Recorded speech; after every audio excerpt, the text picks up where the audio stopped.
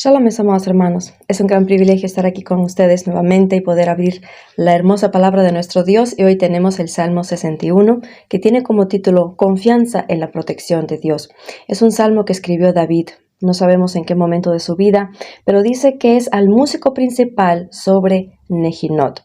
Nejinot es un conjunto de instrumentos de cuerda y aire. En sentido espiritual, podemos decir que somos Nejinot, porque somos instrumentos que agradan el oído de nuestro Rey, así como los instrumentos en un conjunto de música, de armonía, alegran nuestras vidas también y nuestros corazones. Por lo tanto, permitamos que este salmo sea como una linda canción que entra en nuestro corazón y que nosotros también, juntamente con David, lo podamos expresar a nuestro Dios y agradar su oído y su corazón. Este salmo, como ya dije, no sabemos el momento histórico en que vivió David para escribirlo, pero podemos entender que estaba en momentos también de aflicción, en momentos de apuro, porque comienza el versículo 1 con estas palabras: «Oye, oh Dios, mi clamor, a mi oración, atiende». Y si nos damos cuenta, no es la primera vez que David en los Salmos empieza con este pedido, que Dios escuche su clamor, que ponga atención a su oración. Por ejemplo, en el Salmo 17:1 dice: «Oye, oh Jehová, una causa justa, está atento a mi clamor, escucha mi oración, hecha de labios sin engaño». También en el Salmo 102:1 encontramos: «Jehová, escucha mi oración y llegue a ti mi clamor».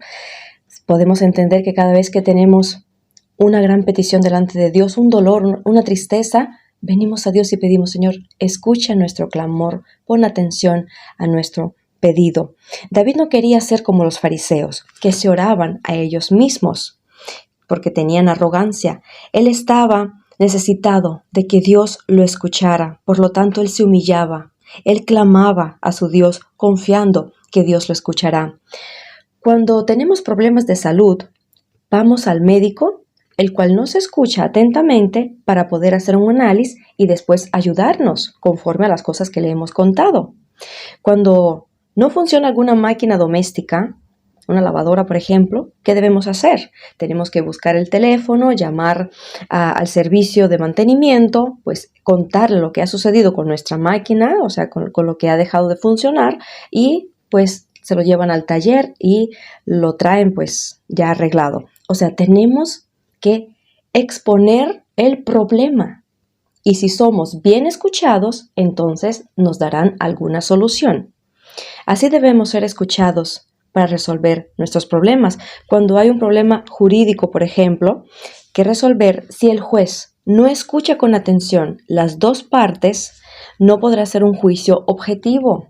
No podemos hacer un juicio porque solamente una persona vino a quejarse o una persona vino a hacer juicio contra otro. El juez justo tiene que escuchar una parte, tiene que escuchar la otra parte y después dar el veredicto. Así es nuestro Dios. Si los padres quieren en verdad ayudar a sus hijos, deben aprender a escuchar la necesidad de sus hijos. Tienen que atender lo que ellos están hablando. Muchas veces los padres pasan por alto las necesidades, el clamor del niño. No porque está llorando necesita algo porque tiene, no sé, alguna necedad. No.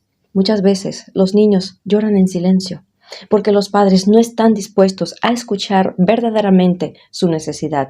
Pero así no es Dios. Dios sí está siempre atento para escuchar nuestro clamor. Nos escucha, nos atiende, Él nos presta atención, Él nos percibe, Él nos mira con atención, nos considera nuestra situación, nos entiende sin palabras. Él, Jesús, nos valora como seres humanos, como hijos, nos valora. Y esto David lo sabía muy bien. Por eso siempre empieza sus salmos con un pedido: Señor, escucha mi oración, porque yo tengo la confianza de que tú me darás la protección.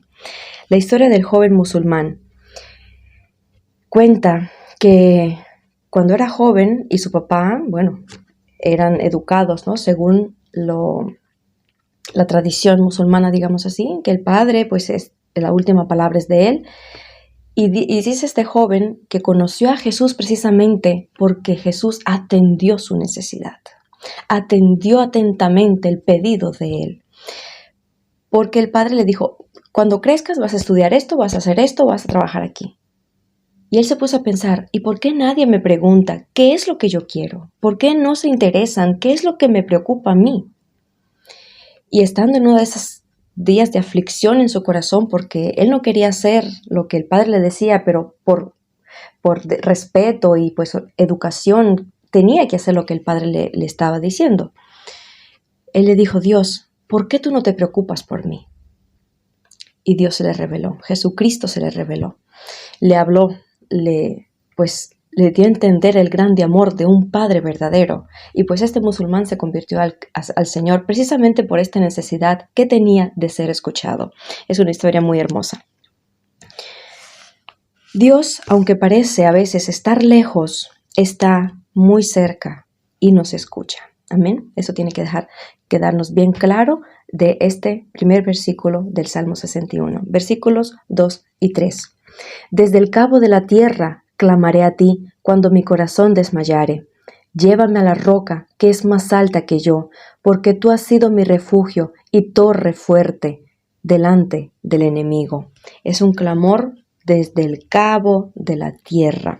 Muchas veces sentimos que Dios está tan lejos y nosotros pues aquí caminando como por el desierto. O estamos ahogándonos en el agua, así a veces se siente nuestra alma. Precisamente en esos momentos nuestro corazón desmaya. ¿Cuántas veces David no desmayaba porque le perseguía Saúl? Y en el desierto, escondiéndose en las cuevas, decía, Dios mío, desde aquí te estoy clamando, desde el cabo de esta tierra, tú que estás en los cielos, escúchame. Por eso David pide, llévame a la roca que es más alta que yo. Y en 1 Corintios 10:4 dice que Cristo es nuestra roca. En el Salmo 144:1 dice, bendito sea Jehová, mi roca. David tenía bien claro que él quería levantarse a la roca, que es Cristo, porque ahí él estará seguro. Quien adiestra mis manos para la batalla y mis dedos para la guerra. En otras palabras, David decía, cuando mi corazón no tenga fuerzas ni ánimos para seguir, yo a ti clamaré. Llévame a la roca que es Dios, a la roca de mi salvación, porque tú eres mi refugio y torre fuerte cuando mis enemigos me rodean. En Proverbios 18:10 dice, torre fuerte es el nombre de Jehová. A él correrá el justo y levantado será. David sabía quién le podía ayudar en el momento preciso y tenía su fe puesta en Dios, que siempre lo libertó.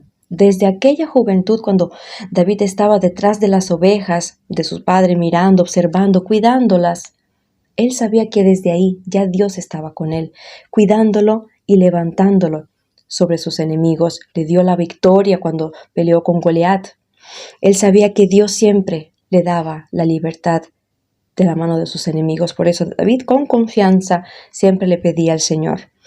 Spurgeon, platicando acerca de esos versículos, dice, la experiencia nutre la fe.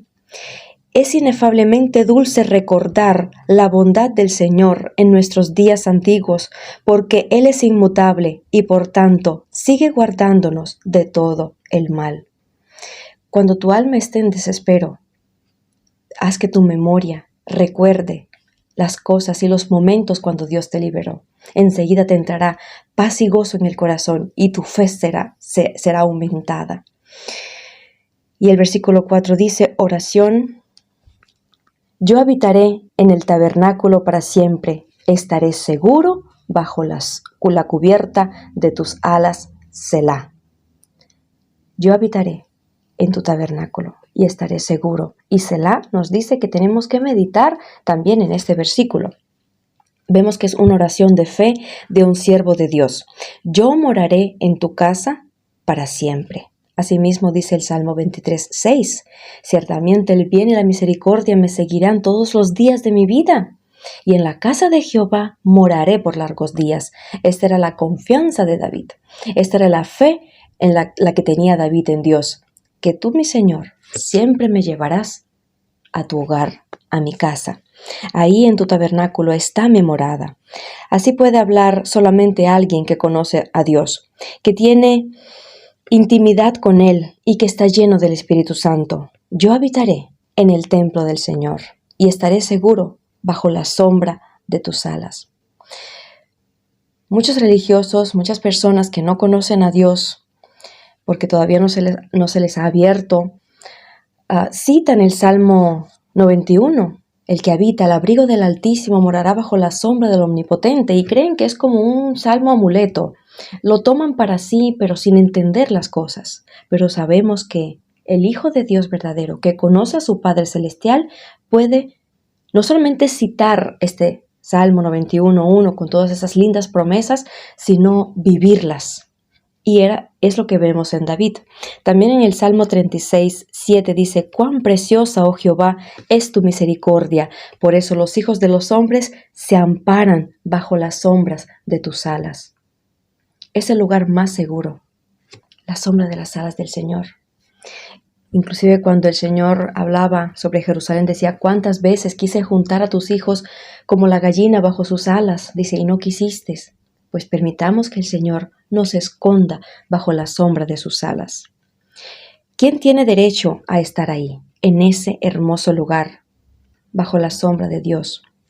El que conoció la misericordia de Dios y vive con Dios. El que camina con Dios. Enoc caminó con Dios. Por eso estaba bajo la sombra del Altísimo. Todos los héroes de la fe caminaron con el Señor, conocían al Señor, por lo tanto, aunque pasaron muchas persecuciones, pasaron muchas situaciones, ellos estaban amparados bajo el abrigo del Altísimo. Dios extiende su misericordia a todo ser humano, pero no todos son agradecidos y vienen a Él para refugiarse al abrigo del Altísimo. Mas David estaba confiado en su Dios, pues sabía que Dios es fiel y muy misericordioso. Amén. Versículo 5. Porque tú, oh Dios, has oído mis votos, me has dado la heredad de los que temen tu nombre. En otra versión, este versículo dice así: Tú, oh Dios, has aceptado mis promesas y me has dado la herencia de quienes honran tu nombre.